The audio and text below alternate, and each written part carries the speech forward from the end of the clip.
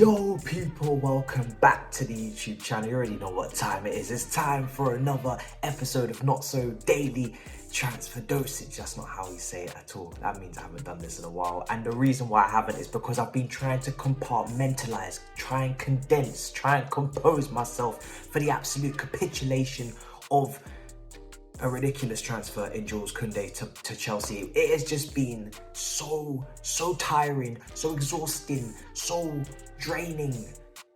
Constantly waiting for the here we go confirmed, constantly waiting for the Ornstein dagger, and we ain't getting it. We've got a Matt Law dagger though, don't we? We have Matt Law, we have, you know, Ben Jacobs, we have all of these things, but then of course overnight when everybody's fast asleep in bed enjoying their little Zeds, bang, in comes the Barcelona update, in comes Moreno, in comes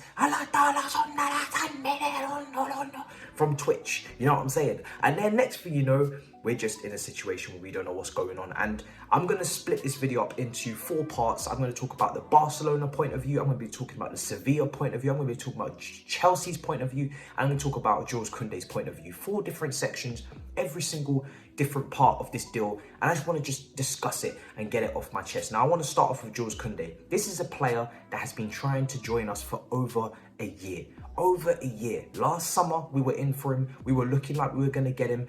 Maybe Sevilla were messing about a little bit on the price. El Mocho was messing around on the price. We decided that we were going to take ourselves away from the situation at a certain point and go with Trevor Chalobah, who was, in the end, doing very well in pre-season, impressing Tuchel. We didn't feel like the position was as a bigger need as maybe it was at the start of the window due to his rise in form.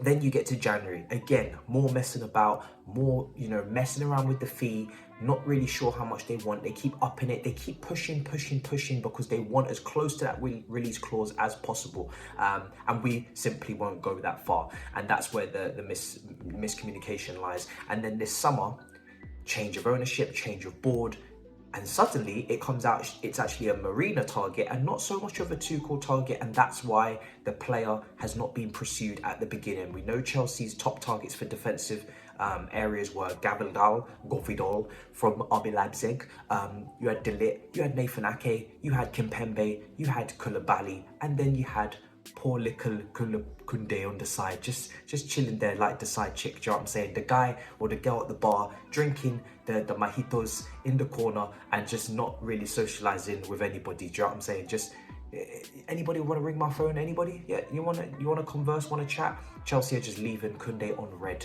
The guy has wanted to join us for all this time and we just left him on red. We treated him like he was just something on the side of the road. It was nuts. It was insane.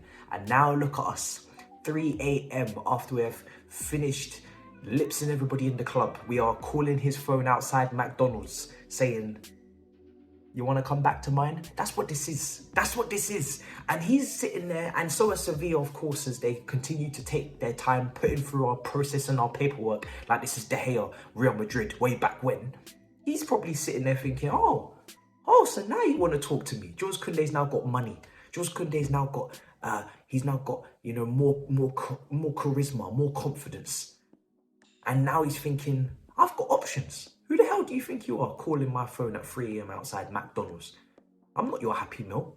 I'm your problem. I'm not your peace. And it's funny because, you know, like I said, this is what happens when you put your preferences out in the public. This is what happens when you show your cards on the table. If you ain't got a winning hand, it could get very long for you. And we have already shown publicly, if we know that the preferences were De Ligt, etc., Kounde knows, and Kounde's agent knows. And I'm not saying that this is a reason as to why he maybe has a preference towards Barcelona. Maybe as fans, we just have to humble ourselves and understand that in the food chain, Barcelona sit here and Chelsea sit here. We all know the 3 biggest clubs in the world are probably Real Madrid, Barcelona, and Manchester United. And the rest of us fall in this secondary category, supposedly, due to commercials, you know, etc., titles won, whatever you want. So maybe so, and Liverpool fans are going to get so riled, but listen, here's where it is. Maybe that's just a food chain that we have to understand, adopt, and act accordingly. We're going to get rejected potentially if it's a straight race between us and Barcelona. I know the Barcelona fans that have suddenly found this channel due to a number of videos, are now frolicking in the comments, doing the siestas and the celebrations and whatnot, the carnival. Do you know what I'm saying? In my comments, relax.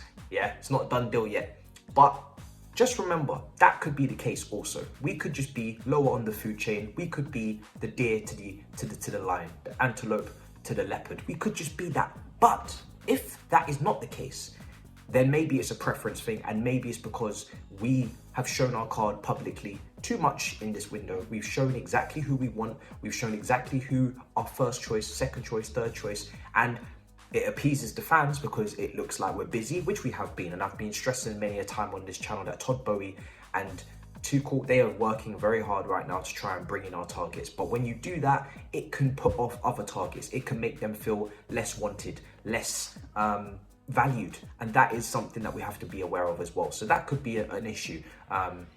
From Kounde's side, look, he seems to be open to joining both parties, but his preference probably is Barcelona, and that's why Sevilla have not yet given us the green light. Because if it was Kounde and he just wanted to join Chelsea and we had all of our paperwork through, we could just say, paperwork's in, bids in, official, green light, so we can go. Do you know what I'm saying? But right now the light is amber, and there's still people crossing the street. You can choose to run them over if you wish, but you're probably going to be in a lot of trouble.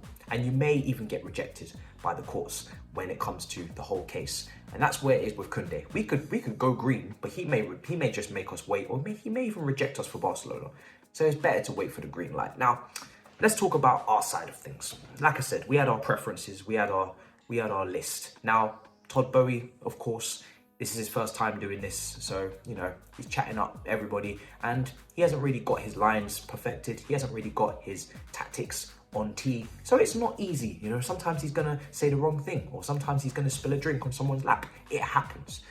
Tuchel is, as quoted and as shown in very recent, you know, interviews, he is doing more than he wants to. He's not in a position where he wants to be. He wants to be a manager. He wants to be a coach. At the moment, he is acting as a little bit as a sporting director in a way, in terms of targets, getting the targets, assigning the targets, and this is where the whole thing of, you know, back Tuchel. When I want Tuchel backed, I want a DOF. Now, of course, this is not realistic this early because the board have only just come in. Todd has only just come in. If you're asking Todd to bring in a DOF this early, he's got all these things to do. It's a bit unrealistic. You have to make sure that you get the right person. You have to make sure that's someone that can work with Tuchel, understands the philosophy, the system, what we want to do going forward as a club, make sure it mirrors, etc. That takes time to find and align. And of course, we had so many other things to sort out as a club. So expecting a DOF for this summer to then be coming in this summer, to then be ready to get targets, to then know the squad, understand Tuchel, it's a lot to get done. So we was never going to get a DOF this early. Hopefully for January, that is the plan. But when you don't have a DOF, then you put more pressure on a manager. You ask him to go and get his targets, and potentially, like I said, the method of going for those targets publicly, you know, making it very clear who our first, second choice is damaging. And that's why clubs like to do things in silence. And this is why Chelsea over the years have done things in silence. We move in silence for good reason, because when you show all of your cards, you can get hurt. It just goes to show, you know, when you put it all out on the table and you really go and ask that direct question, it can be a rejection. It can come straight back into your face. And that's why some people like to play their cards close to their chest. This is life. This is how we play. And I think when it comes down to this, Tuchel, the inexperience maybe, you know, and Todd going for players that we don't even know 100% want to come to us. Kounde did want 100% come to us, and now it's not looking so likely. And maybe if we'd gone in early, people will say we would have got our players, but it is what it is. They're both doing more than they should. And they're both a little bit unfortunate that every single player that they're going for right now, we're in opposition, direct competition with others. It ain't easy, as they say. Now, can we be angry? Can we blame Kounde for not joining us? Absolutely not. Can we blame Tuchel for having preferences and having a list of players that he wants in every position? Absolutely not. Can we blame Todd for not getting deals done if players don't want to come, but he's put the money up and he's worked hard to secure everything, the deal? It's like a manager with him. He's built the system. He's got the you know, the ball rolling. He's put down the money. He's done the build-up play, worked on the defense, got the shape, and now we're asking for the final third, the final 10 meters. We're asking for some creativity, some vision, some shooting. Can't make the ball go in myself. If Todd's putting up the money for Rafinha, for Kounde, the bids are going in, the players just don't want to come to us. There's not really much he can do. So it's not really anybody's blame. It's to say that, but everybody has to take responsibility. And that's the point that I want to make, is that if we don't get everything that we want to get, it's everybody's responsibility. Not on one person, but at the same time, like I said, it can happen. But we also do need to be aware of the fact that if we don't get everything that we need, next season could be a long day. Yeah, it could be a very long day. From Sevilla's point of view, I understand that maybe they need to have a good relationship with Barcelona because, you know, they're in the same league, they could give them players in the future, etc. But this just doesn't happen in England. If Liverpool, Man United are about to do a deal with a team from Italy, say Inter Milan, they don't wait for Liverpool, Man United to come in and match the same fee. They don't wait to give them the green light. They'd rather sell them abroad. It's weird that Sevilla are even waiting for a direct competitor to give a green light, to give, you know, an equal bid. Barcelona apparently can't even match our bid. They're going to do it at a lower fee with more installments or whatever. They're going to break the deal down completely differently. That's been reported by all of the journalists, as you'll see up on the screen. It's weird that Sevilla, who are in direct competition for Barcelona, are waiting for Barcelona to match a fee for a player that could go overseas and have no problems with them directly in La Liga. Strange behavior from Sevilla, I'm not gonna lie. If they take less money, strange behavior. If they take, you know, a less money from a direct competitor in Barcelona, strange behavior. That's all I have to say. So it's weird. And from Barcelona's point of view, to finalise, of course, they just like to piss around with us at this point. And every player that we go for, they're doing it at the same time. When we went for Rafinha, they went for Rafinha. When we go for Kounde, now they go for Kounde. Maybe if we'd gone for Kounde first, they would have gone for Kounde first and they would have went for Rafinha later. I have no idea. All I know is that they were coming out with the information that they wouldn't be going in for this player because they were getting cold on him because of the fee and the package that Chelsea were putting forward, which is why we did the breaking news. The fee agreed a couple of days ago. We thought it was all going smoothly. Chelsea thought it was all going smoothly. And the next thing you know, they're like, do you know what? Pull the lever, drunk, or whatever the hell that is from Emperor's New School. And next thing you know, economic lever's been pulled, bang, next thing you know, they got money and they're bidding and they're about to put in a bid, or apparently they haven't yet given a bid to Sevilla, but they plan to, whatever. They're delaying everything as per usual. What do I think is going to happen? I'll be completely honest with you, I have no idea. There's some journalists saying that it's already done or set to join. Matt Law, very credible. Ben Jacobs, however, he's kind of slowly changed it up a little bit in the last day. Angel.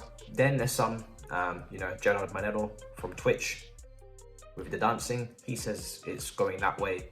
Barcelona sources, of course, Sevilla kind of sit in the middle, but they're also saying that nothing's coming yet. It's all over the place. I'm waiting for the Oystein dagger. I'm waiting for the Fabrizio, here we go. I'm waiting for some sort of conclusion to the Kounde Konfusion. And when I get that, then I shall be happy, at peace with the world. One thing I will say though, if we don't get this player, the major disappointment is not even just the player himself. Very talented player, very good, want him to be here.